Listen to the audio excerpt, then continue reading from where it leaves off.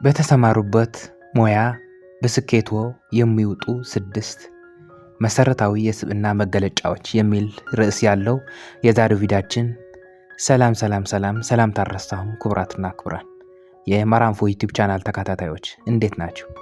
በዛሬ በተሰማሩበት ሙያ በስኬቶ ወደ ላይ እንዲወጡ ስብዕናው እንዲዳብር የሚገልጹ 6 መግለጫዎች ይዤ መጥቻለሁ። እስከ መጨረሻ አብራችሁን ቆዩ። በስነ ልቦና ሙያው ዘርፍ የተገኙ ስኬት በሥራ አካባቢ ውጤታማ ያደርጋሉ የሚለውን ግኝት ከግምት ውስጥ በማስገባት የለንደን ዩኒቨርሲቲ ተመራማሪዎች ኢየን መክሪ እና ኤድሪሰን ፈርሃም በተሰማሩበት ሙያ ስኬታማ የሚያደርጉ 6 የስብዕና መገለጫዎች አስቀምጠዋል። መካሪ እንደሚለው እያንዳንዱ መግለጫዎች የራሳቸው የሆነ ውስንነትና ጠንካራ ጎን አላቸው። ስለዚህ እያንዳንዱ መግለጫ ጥቅም የሚወሰነው ግለሰቦች በሚሰሩት ስራ ላይ ስለሆነ መለኪያውም ከእያንዳንዱ ጋር ይቀያየራል። ይህም ከግምት ውስጥ በማስገባት እንዲህ 6 የስብዕና መገለጫዎች እንዴት ወደ ስኬት እንደሚወስዱ እንመልከት። አንደኛው ጠንቃቅነት። ጠንቃቃ ሰዎች ሁሌም እቅዳቸውን በትክክል ይተገብራሉ። እያንዳንዱ ውሳኔዎቻቸው የወደፊት ውጤት ተጽዕኖን ያውቃሉ። ስሜታቸውንም መቆጣጠር ይችላሉ። ከአእምሮ ብቃት ምዘና ፈተና በኋላ ይህ በንቃት ባህሪ በህይወቶ ስኬታማ ለመሆን ወሳኝ ነገር ነው። መነቃቃት። በሥራ አካባቢ ለትንሽ ነገሮች ትኩረት መስጠት፣ ስሌታዊ በሆነ መልኩ እያንዳንዱን ስራ ማቀድ ይጠቅማል። 2 ከነገሮች ቶሎ መራቅ። ሁሉም ሰው የሚያጠፋው ነገር ቢኖረው ጊዜው ነው። ሁሉም ሰው የሚያስጨንቀው ነገር ያጋጥመዋል። ዋናው ጥያቄ ግን እንዴት ያልፋል የሚለው ነው። ይህ ማለት ስራዎችን እና ሌላ ህይወቶ ላይ ጫና አስተዳደርን ለማራመድ መሞከር ማለት ነው። ይህ ባህሪ የሌለው ሰው የሥራ አካባቢ አፈጻጸማቸው ደካማ ነው። ነገር ግን ተገቢውን የስነ ልቦና እርምጃ ከሚወስዱ ውጤታማ መሆን ይችላሉ። ብዙ ጥናቶች እንደሚያሳዩት ውጤታማ ለመሆን ሲባል አስጨናቂ ጉዳይ ላይ በደንብ ትኩረት መስጠት ከተቻለ በማንኛውም ሁኔታ ውስጥ ያለ ሰው ያሰበውን ነገር ማሳካት ይችላል። 3ኛ ግራ መጋባት። ግራ መጋባት ወይም አምኖ መቀበል የጥያቄውን መልስ የሚያውቁበት አይነት ሰው ስራ ነው። የሚወዱት ወይስ ግራ የሚያጋባና አስጨናቂ የሥራ ቦታ።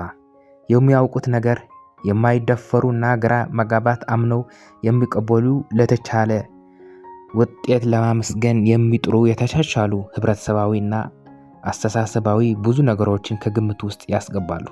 ይህ ባህሪ ትንሽ አምባገነናዊ ወደሆነ አስተሳሰብ ይመራል ይላል መካሪ። እንዲህ አይነት ሰዎች ትንሽ የምትባለው ነገር ትርጉም እስከምትሰጣቸው ድረስ ስለሚጨነቁ የራሳቸውን ውሳኔ መጨረሻ አድርገው ሊወስዱ ይችላሉ። ግራ መጋባት አምኖ መቀበል የሚችል ሰው ለማንኛውም አይነት ለውጥ ሁሌ ዝግጁ ነው። ግራ መጋባት አምኖ አለመቀበል ግን ሁሌም መጥፎ ነገር ነው። 4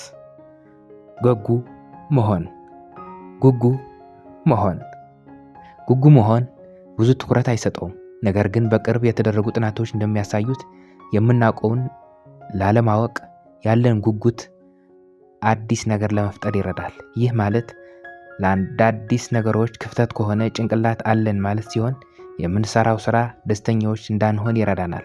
አንዳንዴ ግን የብዙ ጉጉት ወዳልተፈለገ የጊዜ ብክለት ሊወስደን ይችላል። አስቸጋሪ ሁኔታዎችን መቋቋም። 5ኛ አስቸጋሪ ሁኔታዎችን መቋቋም ሲባል ደስ የሚል ነገር ሲያጋጥሞት ለጊዜው ስላለቆለት ብቻ ዝም ብለው ሊያልፋሉ ወይስ ምቾት ባይሰጡትም ጉዳዩ ተጋፍጠው ዘላቂ መፍትሄ ለማምጣት ይሞክራሉ የሚለው ሐሳብ ዋና መንስኤ ይሆናል። ከአስቸጋሪ ሁኔታዎች ጋር ራስን መላመድ መቻል ወደፊትን ወደ አሰራር ቦታ እንድትመጣ እና ለብዙ ችግሮች መፍትሄ እንድትሆን መስጠት እንድትችል ይረዳሃል ማለት ነው። ክቡራትና ክቡራን ለዚህ ቻናል አዲስ የሆናችሁ እስካሁን ሳብስክራይብ ካላረጋችሁ ሳብስክራይብ እያረጋችሁ ቤተሰብ እንድትሆኑ በትህትና ጠይቃለሁ። ይህ ማራንፎ ሚዲያ ነው። 6ኛ ተፎካካሪ መሆን። ለስኬት ሲባል የሚደረግ ትንቅንቅና ጤናማ ያልሆነ ፉክክር ወይም ቅናት ትልቅ ልዩነት አለው። ፉክክር ሁሌም ያልበለጠ ስራ እንዲነሳ ሲሆን ተጨማሪ ጥረት እንዳናደርግና እቅዳችን እንዳይሳካ ሊረዳን ይችላል። ሲበዛ ግን የቡድን ስራ ያስተጓጉለዋል። እነዚህ 6 ባህሪያት በአንድ ስራ ጎሚንተን ላይ ከፍተኛ ተጽዕኖ አላቸው። በተለይ ደግሞ ወደ አሰራር ቦታ በመምጣት የሚፈልጉ ሰዎች ምንም እንኳን ጥናቱ ገና ባያልቅም ከዚህ በላይ የተዘረዘሩት ሰዎች ባህሪያት አንድን በሌላ መልኩ የስራችን ፍሬ ውጤታማ ለማድረግ ይረዳናል። ይህ መራንፎ ሚዲያ ነው። አብራችን ስለቆያችሁ በጣም አመሰግናለሁ። ቀጣይ ሳምንት በተመሳሳይ ሐሳብና በተመሳሳይ ነገር እንመጣለን። እስከዚያው ቸር ሰንብቱ። ሰላም ሰላም።